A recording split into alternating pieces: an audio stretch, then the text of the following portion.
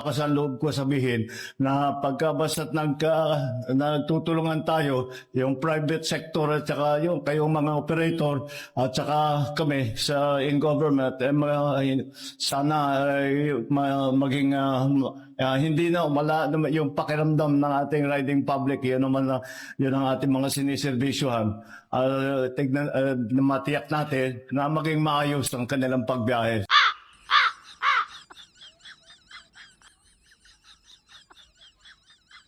Ano daw? Magbibigay ako ng stars. What? Sa makakapagbigay ng explanation kung anong gusto niyang sabihin, kung makakapagpaliwanag sa akin. Okay? Kasi, pasa ko muna sa inyo yung headache. Ayaw, di ma.